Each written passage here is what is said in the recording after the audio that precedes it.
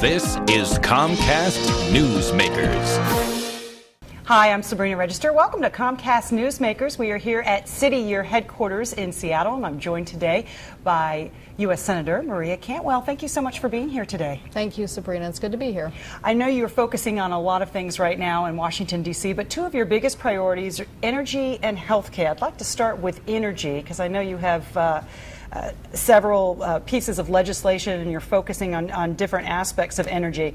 I want to first talk about everybody learned when they were in school supply and demand, but you feel like when it comes to energy and prices, perhaps there's more going on than just the supply and demand. There might be some manipulation. A lot of Washingtonians felt that way last year when we saw oil at $140 a barrel, when we saw the highest gas prices in the nation. A lot of people were saying, what is going on?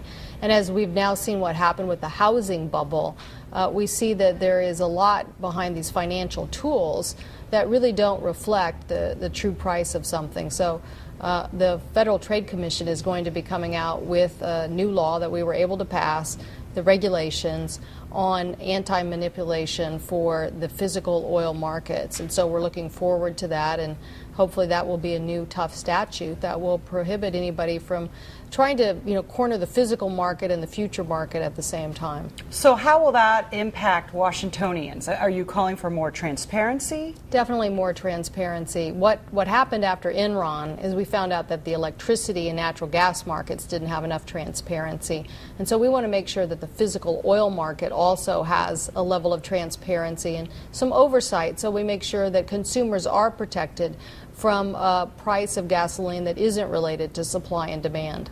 And what kind of support did you see?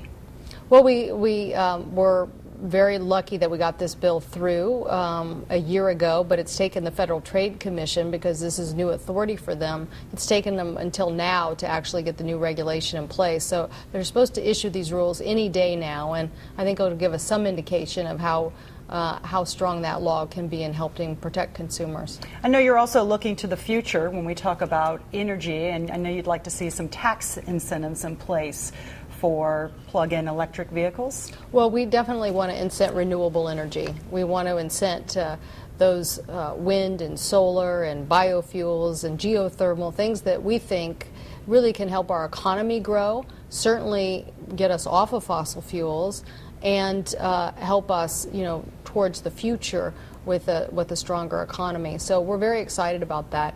And one of the areas that we think that the United States has an opportunity in is in plug-in electric vehicles. And there are some out there on the market today just getting out there. But we want to give consumers an incentive to purchase those vehicles, to be the early adopters, to help prove that this technology can work. The great thing is that we might be able to, instead of using fossil fuel, buy a plug-in automobile, charge it up in our garage at night, and travel at least 100 miles the next day on that battery charge, and obviously be able to, charge it up and go further than that. But it's an exciting new technology that I think holds a lot of promise. And what kind of support are you seeing there on both sides of the aisle?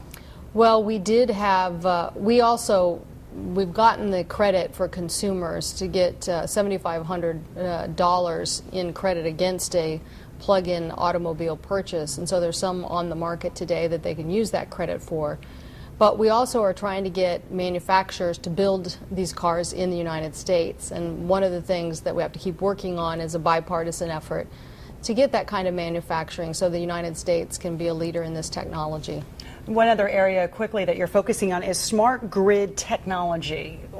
What is that, and how will that make a difference? Well, I think everybody in the Northwest knows what a blackout is, and we know that they often last too long. And what a smart grid does is allows us to build a more robust system, a two-way communication.